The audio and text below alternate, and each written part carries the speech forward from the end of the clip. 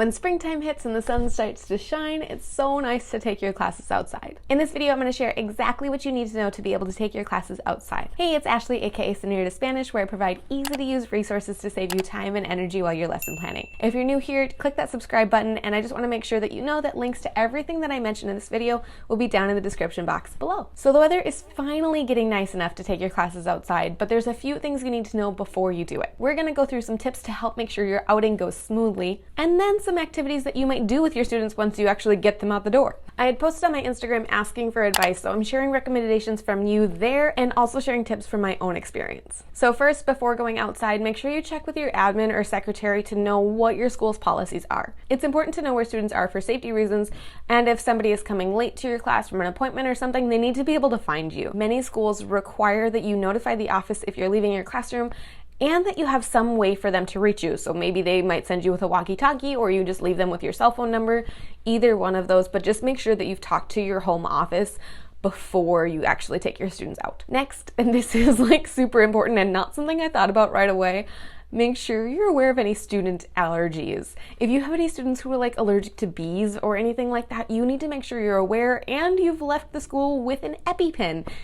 You know, just in case. Within your classroom, make sure you set the rules and expectations before you go outside. Once they're outside, it's a lot harder to make sure you have their attention and their listening ears, so you just want to make sure you've established boundaries and expectations before you head out the door. If you plan on splitting up, make sure students know when and where you're going to get back together, and make sure they have some way of telling the time. Or establish a signal that's loud enough for all students to hear, no matter how far out they spread. So maybe you've got an obnoxious whistle, maybe you're gonna use like a sound on your phone, maybe you grabbed a mega horn from the office, I don't know. Whatever it is, you need to make sure that your students can hear you when it's time to gather back together. If they'll be sitting or it's early in the morning, you might wanna tell them to bring like a jacket or a sweatshirt. Sometimes the mornings are a little bit cooler, or you know, the grass and the ground can be like dewy and wet. To quote Paul Hollywood from the Great British Bake Off, no one likes a soggy bottom.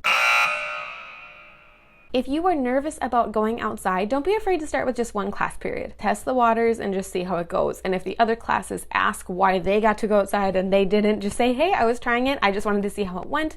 Maybe we'll go outside another day. Another thing that helps is to remind them of consequences and behavior expectations. If your expectation is X and they are not following through, you can return your whole class to the inside. You could use your walkie-talkie to say, hey, this student, hey, this is a walkie-talkie, maybe more like this. Hey, so-and-so is going to be returning to my classroom and working silently, or they're going to be returning to the office and working silently, or they're going to be going to the library and working silently and alone because they could not handle being outside. Wherever it is that you need to send them, if it's just one student, they're probably going to be fine going there and just working alone, especially if you've chosen to do an independent activity outside anyways.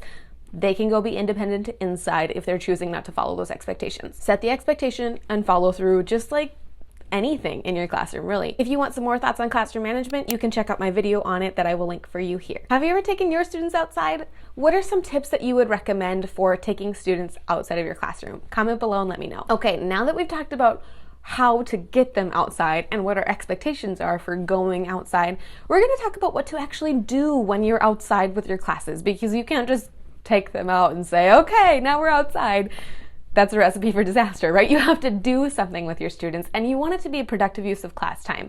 So let's talk about some options, and we're going to start with independent activities first. I personally love to take my students out for independent work time, especially when it's finally sunny out. I might bring my laptop and conference with students who are missing work or who need some support, or I might just bring some grading out and let them enjoy some reading while I get some work done. I usually try to stay away from students working on devices while they're outside, because sometimes the glare of the sun can make it hard to see their screens, so I usually prefer a no tech option if I'm taking students outside, especially because sometimes when you've left the building, the Wi-Fi doesn't seem to work as well, so it's just not reliable, and you know, half the fun of being outside is being away from the screens anyway, so these are no tech outside activities. So first off, maze games. I have a YouTube video where I explain maze games, and they're a great outside option. Second, like I mentioned, you can just have them read outside. Allison from Meets Classes Locus has a great post on her blog where she explains different ways to have students read outside. So I'll make sure to link to that down in the description box below. You know I love gallery walks. They are also a great option for taking your students outside.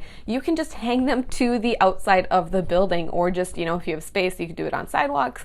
wherever. Corre in Círculos, another one of my favorites, is another great option for outside. Just like with gallery walks, you can hang them up on the outside of the building, or you can just spread them out around, set a rock on top of it so it doesn't blow away. Chalk is another great option, just plain old sidewalk chalk. You could have them illustrate a scene from a story you were reading, draw flags from Spanish-speaking countries, or just play a guessing game with vocabulary and have them use the chalk to like tally how many questions they've guessed, like in 20 questions. Okay, now let's talk about some group activities you could do when you take your whole class outside. When I taught middle school, the end of the year lined up really nicely with some big soccer games like the World Cup, which I know doesn't happen all the time, but that's really nice. We talked about it and then we just went outside and played soccer, which totally fit into the curriculum, I promise. You can also play review games, do scavenger hunts, and more. So here's a few whole class activities for outside. Sarah Breckley has a video on her channel where she explains a walk and talk. Basically, you just take students for a stroll and you narrate what's happening in comprehensible language for your students. It's a great reason to go outside, stretch your legs, but also give them lots of input. Parachute. Sarah also has a video on her channel where she talks about taking her students outside to play parachute.